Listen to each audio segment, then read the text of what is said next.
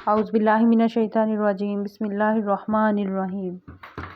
Islamic theme کے پیارے سامعین اور ناظرین، میری طرف سے السلام علیکم ورحمۃ اللہ وبرکاتہ۔ اسلامک تھیم چینل کو جس نے ابھی تک لائک اور شیئر نہیں کیا تو پلیز اس کو سبسکرائب کریں تاکہ ہر نئی آنے والی ویڈیو کا نوٹیفیکیشن بآسانی آپ تک پہنچ سکے۔ آج جو میں واقعہ لائی ہوں وہ بہت دلچسپ کہانی ہے اور واقعہ ہے ایک بادشاہ کا۔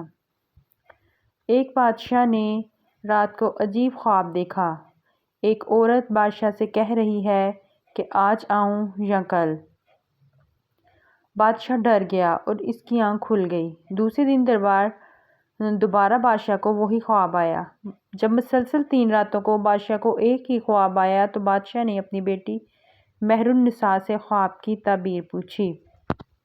شہزادی مہر النساء نے خوابوں کی تعبیر کا علم رکھتی تھیں۔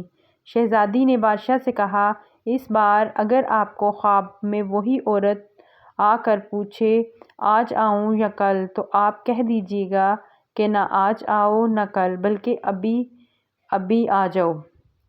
بادشاہ نے اپنی بیٹی کی بات پر عمل کیا اور سو گیا۔ رات کو وہی خواب میں دوبارہ آئی اور وہی پہلے والا سوال کیا۔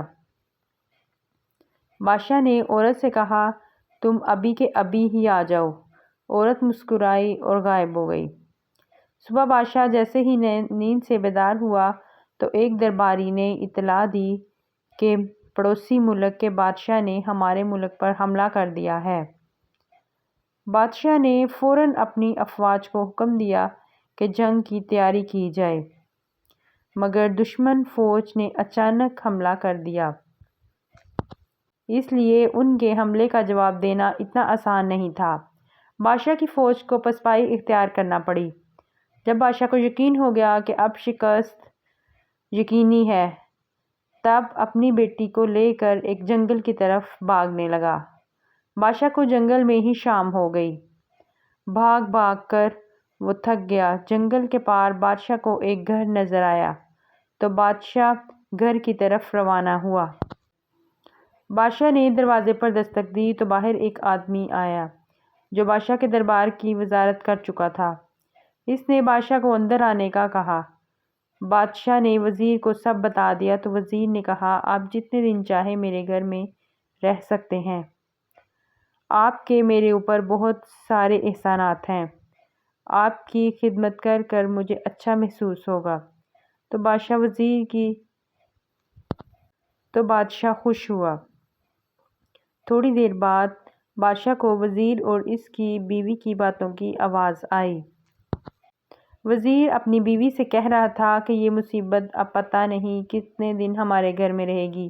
اب یہ بادشاہ نہیں بلکہ فقیر بن چکا ہے۔ بادشاہ نے جب وزیر کی بات سنی تو اسے بہت افسوس ہوا۔ صبح ہوتے ہی شہزادی کو ساتھ لے کر وزیر کے گھر سے روانہ ہو گیا۔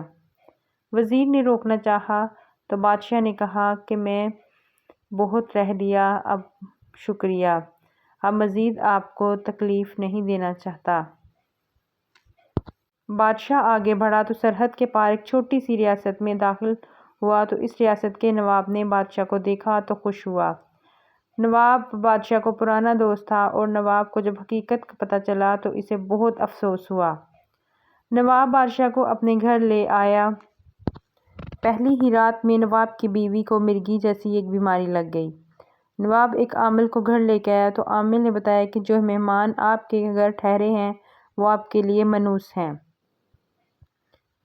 بادشاہ نے جب یہ سنا تو چپکے سے نواب کے گھر سے روانہ ہو گیا۔ بادشاہ کو اپنے محل کا عیش و عشرت بہت یاد آ رہی تھی۔ آگے جا کر بادشاہ کی نظر ایک محل پر پڑی۔ بادشاہ کو یہ جگہ کچھ جانی پہچانی سی لگ رہی تھی۔ اچانک بادشاہ کو یاد آیا کہ یہ تو میرے داماد کا گھر ہے جہاں بادشاہ نے اپنی بڑی بیٹی کی شادی کی تھی۔ جب بیٹی نے ان کو اس حالت میں دیکھا تو بہت روئی اور ان کو اندر لے آئی۔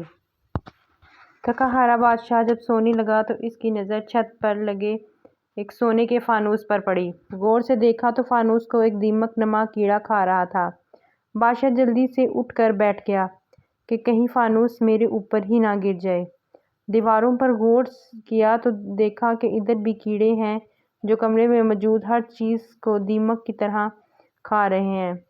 شہزادی مہر النساء کو نیند سے بیدار کیا۔ بادشاہ نے کہا چلو یہاں سے چلے چلتے ہیں، میں اپنی نحوست سے اپنی بیٹی کا گھر نہ کھا جاؤں۔ تو بادشاہ نے کہا کہ بیٹی کو کہ تم یہاں رکو اور میں چلا جاتا ہوں۔ تو اس نے کہا نہیں بابا، میں آپ کے ساتھ جاؤں گی۔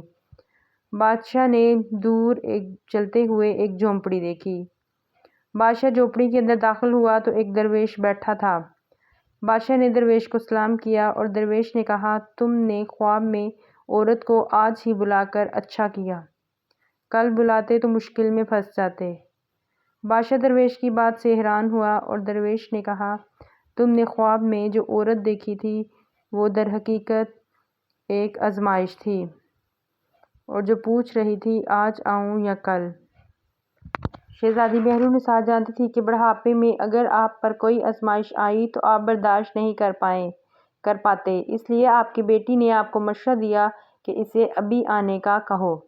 مگر اب تمہارے لیے اچھی خبر یہ ہے کہ برا وقت اب ختم ہونے والا ہے۔ آپ کے وزیر نے دشمن فوج پر حملہ کیا، اس کی وجہ سے دشمن فوج پیچھے ہٹنے پر مجبور ہو گئی۔